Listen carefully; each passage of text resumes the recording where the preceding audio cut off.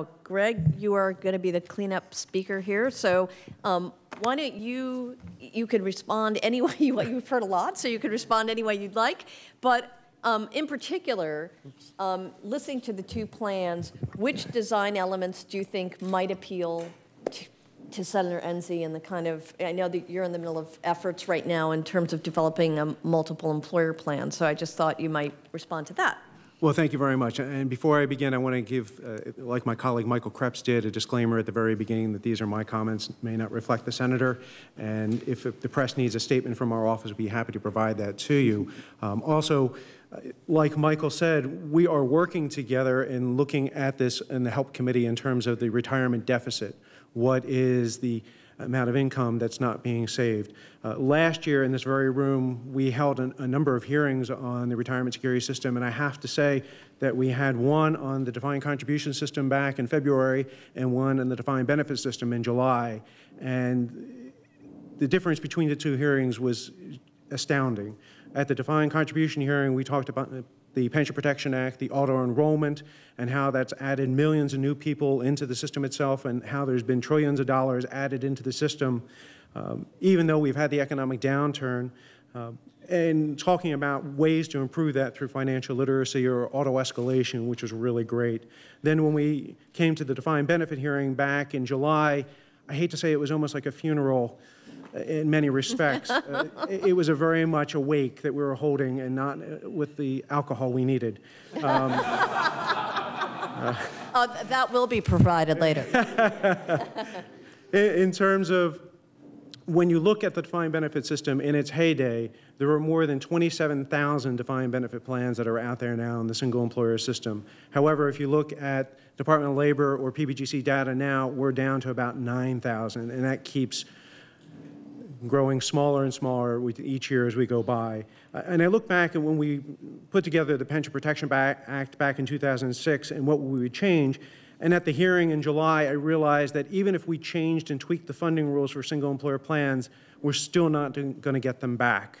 It's a voluntary system that employers have to want to provide a defined benefit system. We have too much volatility added into the system with the marketplace, as we found out in 2008. In addition, the accounting rules changed, and significantly back in 2006.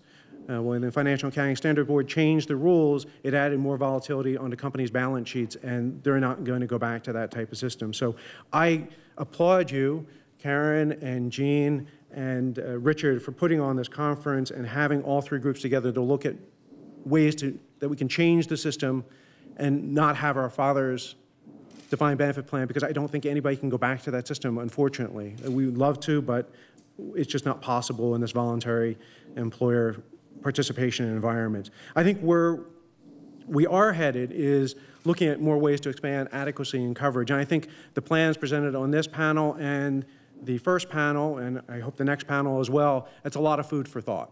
There's a lot of different things to think about. I know we've been holding a lot of pension conferences over the past few years, but I do think there's a lot of new thought that has gone into what we've heard today. Not everything will pass muster, not everything will be, will get clearance, and there's got to be a lot of critical eye, but I do think we have a new vigor to kind of look forward in this particular one. I like the ideas of efficiency and lower costs and trying to bring the pooling elements together.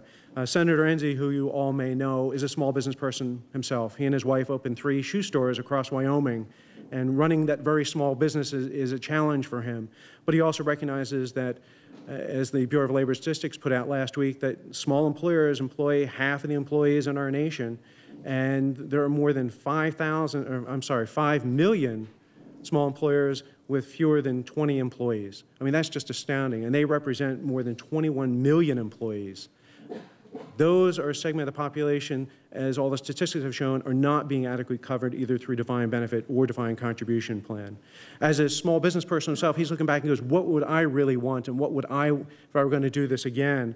And I think he wants to lower the cost by actually having pooled 401k plans together, rather than having each small business sponsor their own individual plans, having them pooled together, maybe even for different industries like retail or restaurant, where you do have workers that tend to be somewhat transient in the jobs, but if we can keep them in the same 401k plan, keep the administrative cost down, plus one of the biggest things that came up in this panel was leakage. And we found out with our bill with Senator Cole, the SEAL Act, that people, when they leave their employer, they tend to not put that money back into pension plans or a 401k. So I think having this pooled 401k will help seal the money into it.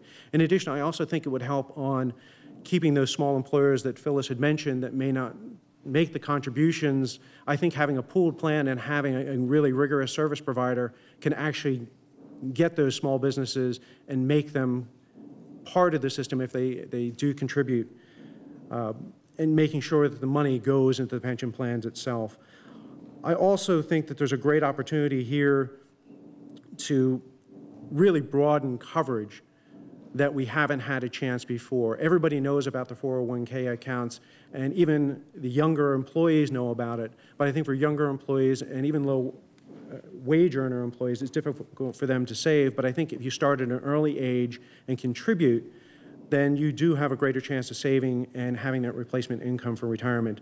I know it's apocryphal, maybe, but Einstein has often been attributed by saying the most powerful force in the universe is compound interest. Well, I think even if he didn't say that, I think that there's a lot of proof to that. But at least you did. Yeah, please don't quote. Okay, well,